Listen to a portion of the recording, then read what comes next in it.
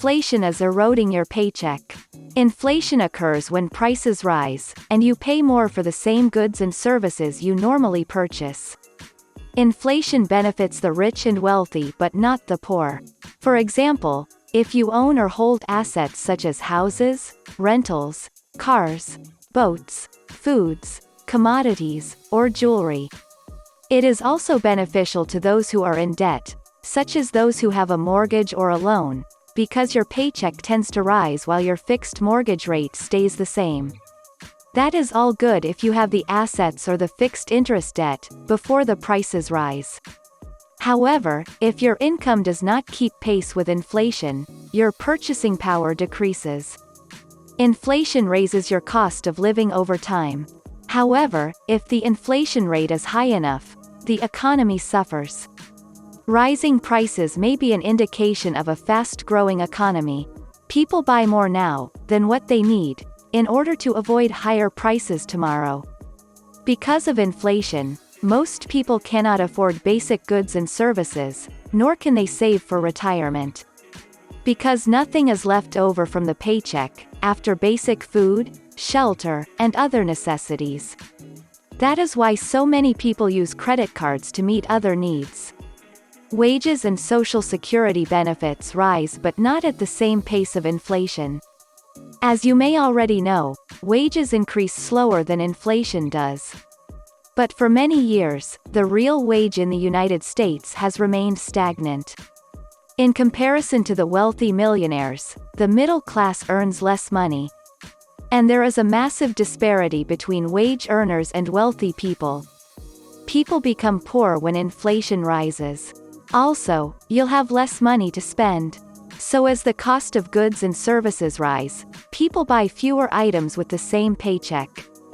Inflation causes prices to rise, reducing your purchasing power. Inflation also reduces the purchasing power of pensions, savings, and treasury bills. Real estate, stocks and commodities, such as gold and silver, typically keep pace with inflation. Because consumer spending is the engine that drives economic growth, the Federal Reserve sets an inflation target. It seeks a healthy inflation rate of 2%. Inflation can be detrimental to our retirement plans.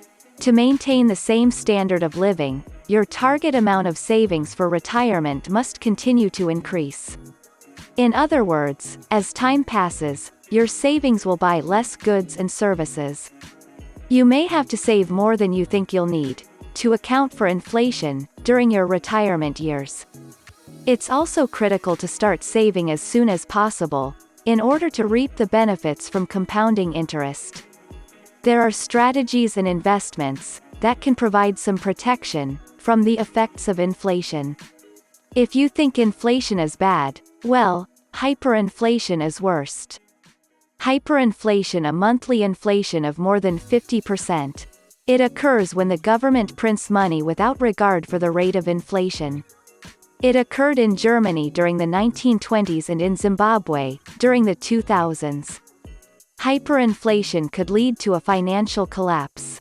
If inflation ever approaches hyperinflation, your best defense is to buy real estate, gold, or any other commodities. You could benefit from hyperinflation if you have a fixed-rate mortgage, because the value of your monthly mortgage payments will decrease over time. Also, another way to profit from inflation, or hyperinflation, is to invest in the stock market. Hyperinflation is especially harmful for people who have credit card debt, because carrying debt with a variable interest rate will cause their minimum payments to increase. As inflation rises, so is the credit card interest rate. Inflation also has a negative impact on those looking to buy a home. Home prices goes up with the rate of inflation. One of the strategies used by the Federal Reserve is to raise interest rates in order to reduce inflation. Because the higher the interest rate, the less people are willing to buy. And if the people are not buying, that decreases the price of goods because the amount of supply increases. This what economies called the law of demand and supply. The equilibrium point between demand and supply can normalize the prices of goods during a period of inflation. This is because, all things being equal, the amount of quantity demanded equals the amount of quantity supplied. This law of economics works well with the natural forces of economics, however, with the influence of political government intervention. For example, quantitative easing or QE's money printing. So because this equilibrium is almost impossible to achieve. Another tool the Federal Reserve uses, other than increasing interest, is reducing the size of its bond buying program, thereby indicating that it expects to begin raising interest rates. This is because the Federal Reserve closely monitors and studies the Bureau of Labor Statistics Consumer Price Index. They use the Consumer Price Index to keep inflation under control. Now you may ask, how is inflation calculated? The Consumer Price Index tracks changes in the prices consumers pay for goods and services. They track urban consumers and city wage earners and clerical workers to compute the Consumer Price Index and inflation. This measures a change of prices year over year. The urban consumer group accounts for approximately 93% of the total U.S. population. Economists use data from a wide range of urban and metropolitan populations to calculate the Consumer Price Index. This includes professionals, self-employed individuals, the employed, and the unemployed, and retirees. The Consumer Price Index excludes members of the armed forces and those incarcerated in facilities such as prisons and mental hospitals. The Consumer Price Indexes are calculated using the prices of food, clothing, shelter, transportation, doctors and dental services, and other items and services that people buy on a regular basis.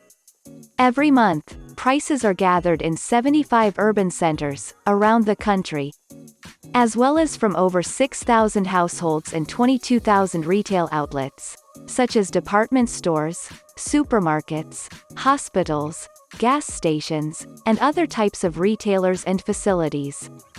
The index includes all taxes directly associated with the purchase and use of items. Every month, the prices of fuel and a few other items are obtained in all 75 locations. Prices are gathered once a month in the 3 largest geographic areas, and once every other month everywhere else.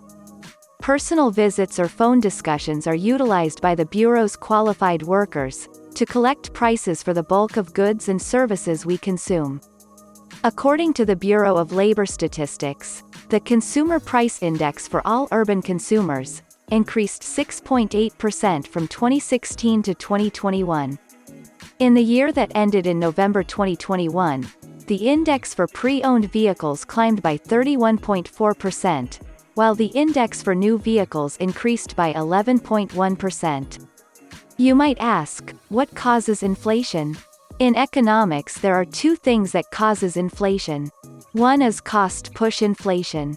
This happens when the cost of producing and delivering goods and services goes up, resulting in cost of production increase. This might happen if the cost of raw materials or labor rises. And in turn, this increased cost is pushed to the consumers. And the other cause of inflation is consumer demand inflation, or demand pull inflation. This is when demand for goods and services outpaces supply. This shortage of supply leads suppliers and sellers to raise prices to consumer. And you may also ask, what is the cause for the high demand? And you will get answer, because of monetary and fiscal policies. For example, very low interest rates close to 0%, many quantitative easing or money printing, and several stimulus checks, even though those stimulus checks helped a lot of poor people. Then during an inflationary period, production goes up, prices go up, and wages go up. But the bad thing about wages is that wages increase at a slower pace than inflation. And money in a savings account loses value with inflation. So, get prepared. Start buying assets with your fiat money. So, subscribe, and like this video. Thank you, and I will see you in the next video.